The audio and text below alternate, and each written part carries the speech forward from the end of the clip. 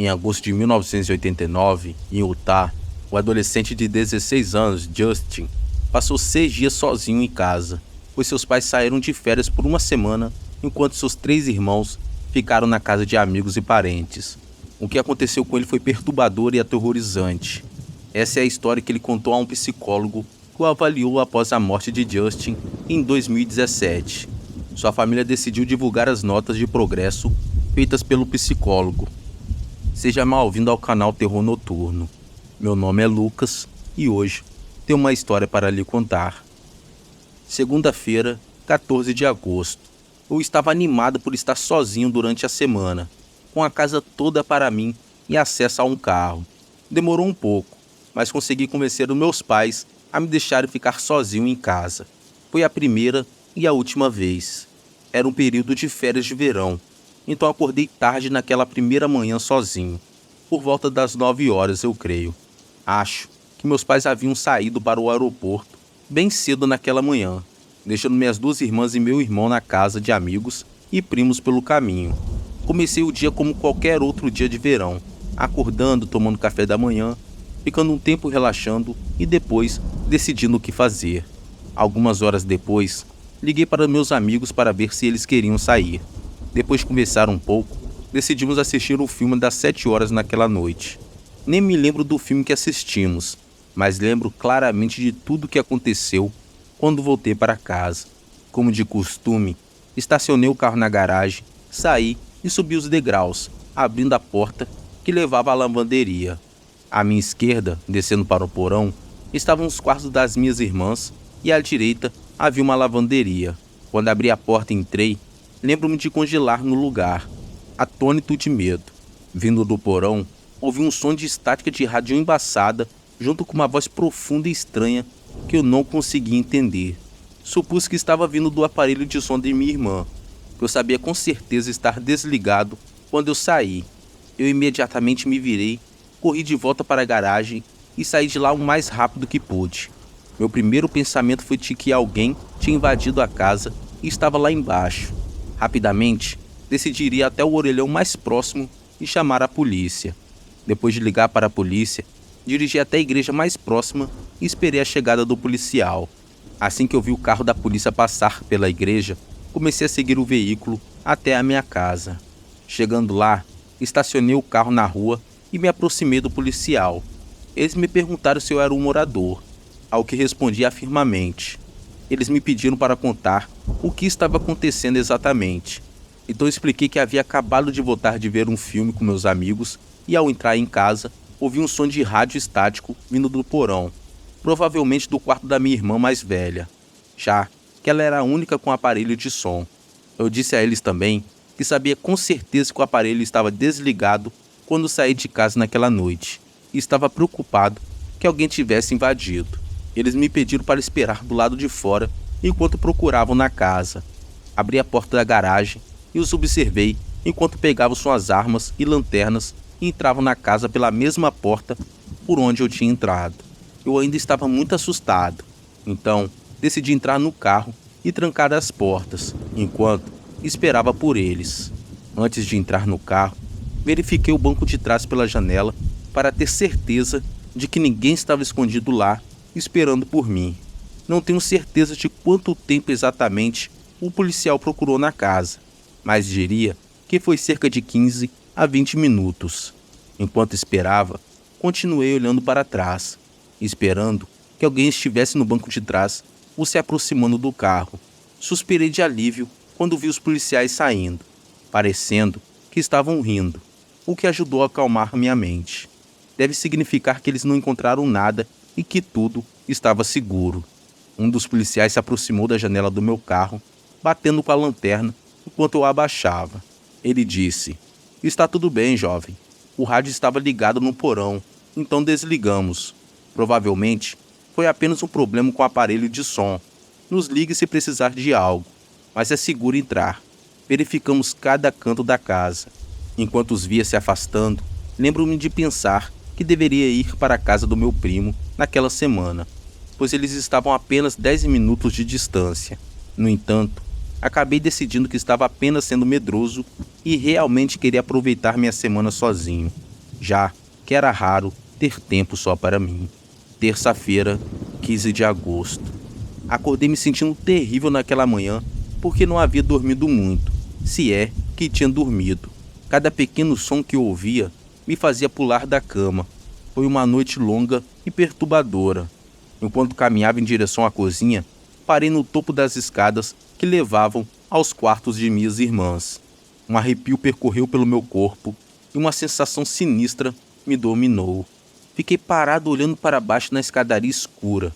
Uma parte de mim desejava ter ido para a casa do meu primo na noite anterior.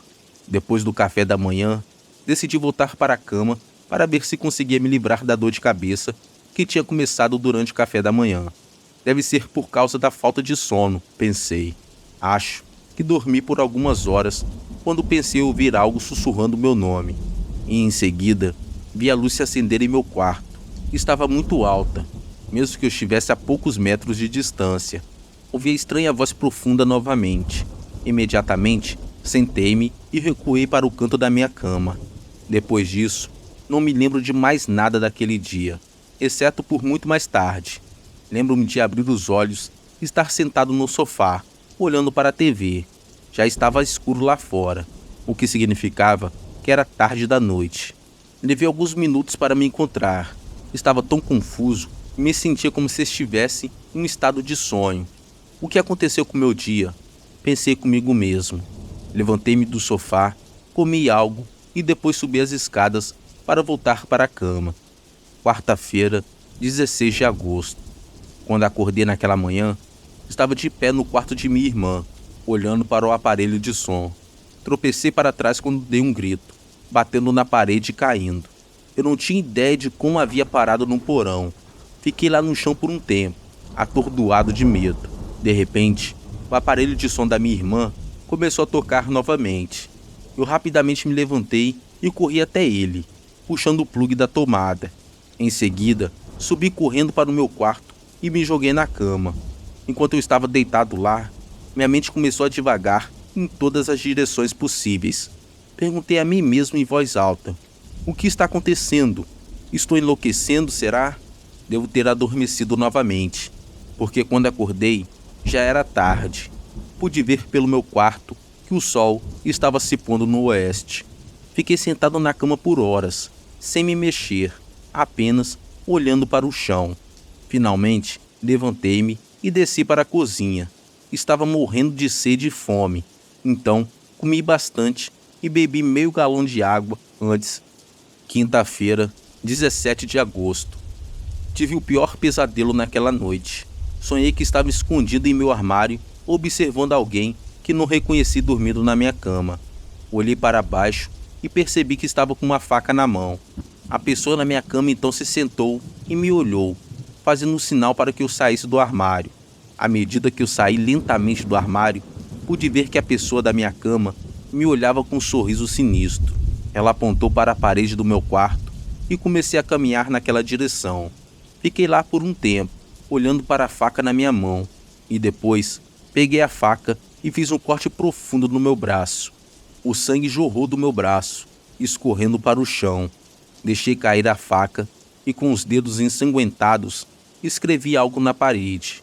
Quando terminei de escrever, fiquei olhando para a parede, mas não conseguia ver o que tinha escrito. De repente, ouvi o aparelho de som da minha irmã começar a tocar alto, vindo do porão. Foi então que acabei acordando. Saltei da cama e acabei caindo no chão. Olhei ao redor e vi uma poça de sangue no chão. Olhei para o meu braço e vi que havia um corte bastante profundo. Fui ao banheiro, enfaixei o corte e quando voltei ao meu quarto, fiquei olhando para a escrita na parede, que estava feita com sangue. Dizia: na parede estava escrito Angelus Mortis. Chocado com o que estava acontecendo, acabei gritando em voz alta: o que diabos está acontecendo comigo? Olhei para o relógio e vi que eram 3 horas da tarde.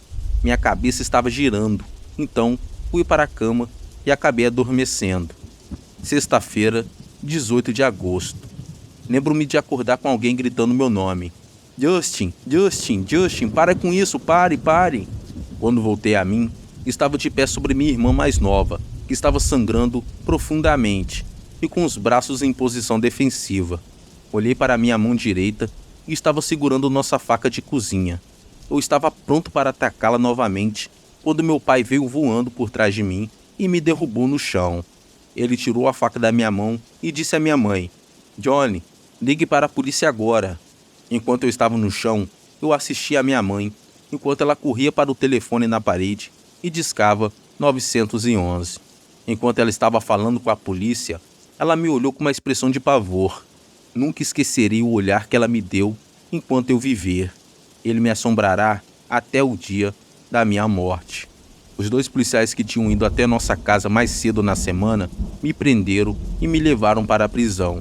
No final da conversa, o psicólogo perguntou a Justin se ele sabia o que Angelus Mortis significava. A resposta de Justin foi em latim: anjo da morte. Em seguida, o psicólogo perguntou o que ele achava que o aparelho de som ligado sozinho com a voz estranha significava: um anjo da morte. Justin passou o resto da sua vida em uma instituição mental do estado, e a cada ano que passava, ele caía cada vez mais na escuridão, até o ponto em que não mais se comunicava ou olhava para ninguém. Ele acabou falecendo em 2017 por causas desconhecidas.